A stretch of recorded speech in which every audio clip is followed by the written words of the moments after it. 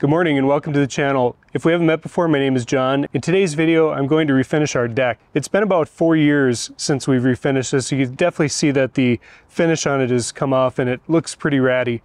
We used a semi-transparent stain previously, and we used the same stain over the previous 3 refinishes, and this time we want to change the color up. Since we're changing the color of the deck, I want to take it all the way back to bare wood. But before we do that, we're going to have to clean this thing off, so let's get going.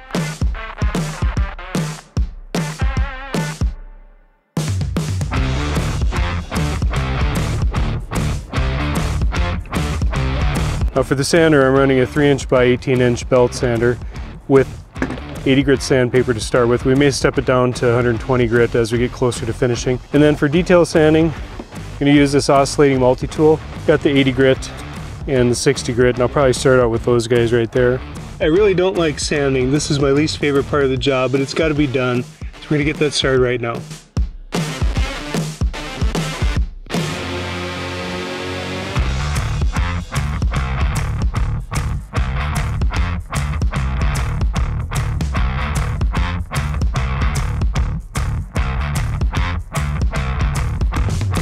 When I sand with a belt sander, there are a couple things that I want to keep in mind. One is I'm going to be on my knees a lot, so having some type of knee pads or knee protection is really going to bring a lot of comfort. The next thing that I want is some type of face mask, and so I'll use this mask as I sand. The second thing is that as you look at the screws that are on this deck, some of them are a little bit proud, and as I go over them, I'm going to shave the top of the screws. So one thing I like to do before I do belt sand all of these boards is I'll set the screws down just a little deeper. And we just want them just a little bit below the surface so that they're not sticking up and they're not exactly flush, because we are going to be taking some of the material off from the top of this board.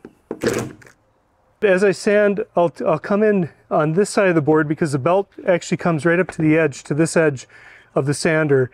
And so I want to use that to my advantage, sanding this side of the board. When I start the sander, it's going to want to pull in the direction that the belt is turning. So the first thing I want to do is just kind of fight it back or pull it back as it's doing that. And I want to keep it moving so I don't end up with a groove. If I sit in one spot too long on this board, it'll actually dig in and it'll make it like a little ridge right here. So I'll give you a little demonstration here.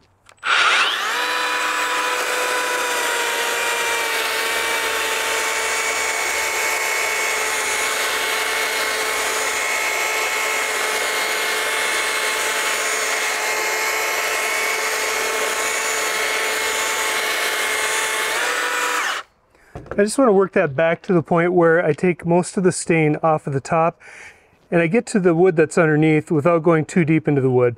As I can see here, I did hit one of the screws. I didn't sink that down far enough. So get that just a little bit lower. Now to get the other side, I can either come back here, but if this board sits higher, it'll have a hard time contacting this. So I actually will turn the saw or the sander around and just work it in this direction.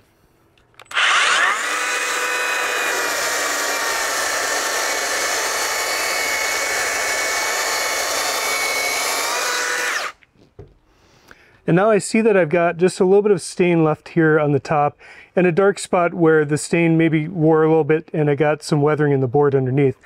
So if that matters to me, I can continue to work this, but I do want to work evenly to the areas around it so that I don't groove in or dig into this section of the wood.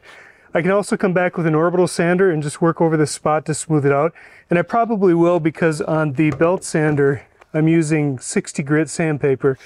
And you can't really see it, but it does leave some scoring lines in here as the belt turns. So to get out to the ends of the boards right here, I'll use an orbital sander in this case. Again, I see some screws that are kind of proud here that have worked their way up over the years. And then come in with the orbital sander, start at the edges, work my way back.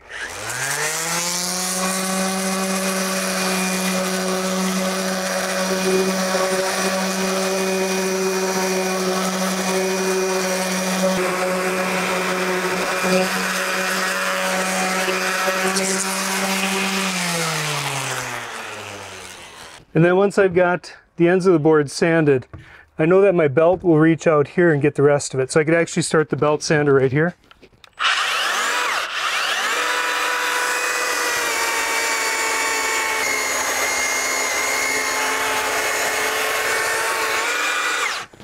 And as you can see right there, as I was moving across to this board, I was not getting this section because the height of this board is higher than the height of this board right here on the edge. And so that side sits below and I'd have to grind off a lot on this board. This is a primary reason why I'm using a belt sander today and not a flooring sander, which would have a big pad that would cover a lot of boards, because it'd actually take not only material off on the top of the boards, but it'd also reshape the boards. And I like to keep the natural shape of each one of these boards, working it through.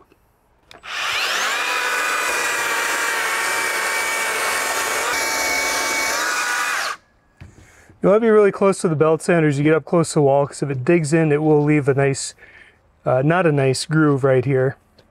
And this belt sander feature of it, and I'm not promoting the sander, I just happen to like this tool, is that if you lift up this handle and push it back like this, then you can get the nose of the sander up closer to the wall. But you don't gain a lot of leverage then when you're pushing down. So for normal work, I like to keep it out there so that I can hold it and keep a nice balance.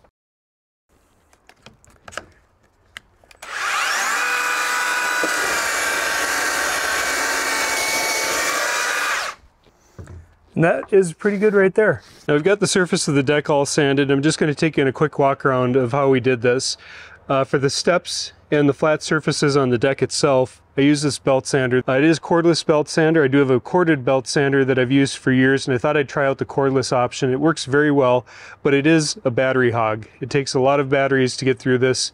Typically one battery will last for about 14 to 16 board feet. For the surfaces of the deck posts, I use an orbital sander, and that was nice because it had a flat disc that could reach these flat surfaces that could get a little more detail in than the belt sander could reach. On the spindles, I used the orbital disc sander, and then to get in between these spindles, I used a detail sander. Up here on the rail caps, we were having a little bit of difficulty with this routed edge detail.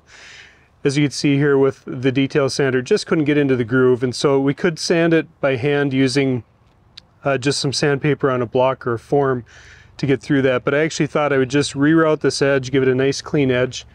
So I rerouted it in place. You can see it couldn't quite get to the end, so we just have a little bit of detail to finish up here. And the belt sander and orbital sander couldn't get into the edges here along the deck. So we did hit that with the detail sander with the oscillating head multi-tool. What we found for the privacy fence, the best option is just to remove each of the boards and then sand them and return them back into place. Now the type of stain that we're going to be using today is a semi-transparent stain. This is from Cabot. It's Australian timber oil in a natural finish. We chose this because we wanted to see the wood grain come through, and we like the tone of this particular type of stain. To apply the stain, we're going to use this 12-inch head, and if you're buying a replacement pad for these, all you do is stick it right here, wrap it around, and you apply the stain right here with the 12-inch surface, and then to get in between these cracks, you use this edge right here. I chose a 12-inch pad because each of the boards is just under 6 inches. With the gap, it's about 6 inches. So I can cover 2 boards by pushing it once. Then I'll come over one board and go back, and you can see that that overlaps this board right here. Then once I do that, I'll come back and do this board, and so on. To get in between the boards, I'll use this edge of the pad, and I'll just work right in here. I'll run this pad down in between the boards to get the stain right in the crevices. So to do the posts, we're going to go just like this and apply the stain in nice long strokes.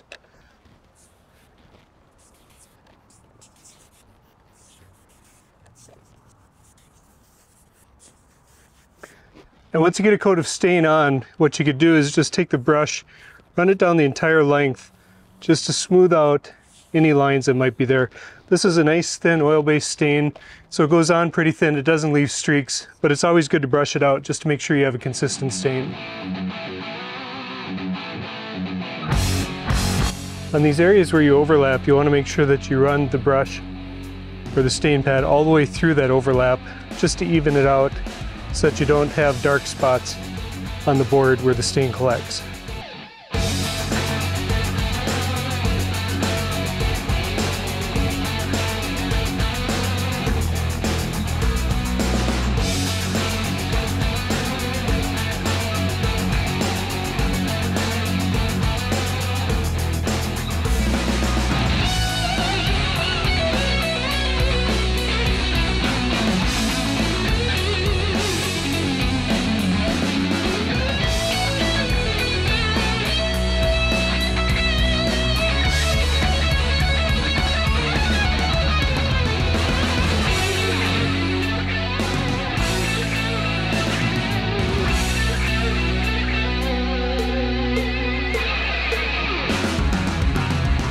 So this is the first time that we've completely stripped it back and restained the deck to an entirely new finish. I can't be more pleased with how this deck turned out. It makes such a huge difference, especially all the sanding, getting it back to the bare board and then restaining it. And I think this will give us a nice fresh start and a durable stain for years to come. So that's going to wrap it up for this video. Just want to thank you guys for watching. If you could, hit the like button on your way out and become a subscriber to this channel. Thanks for watching. We'll catch you on the next one.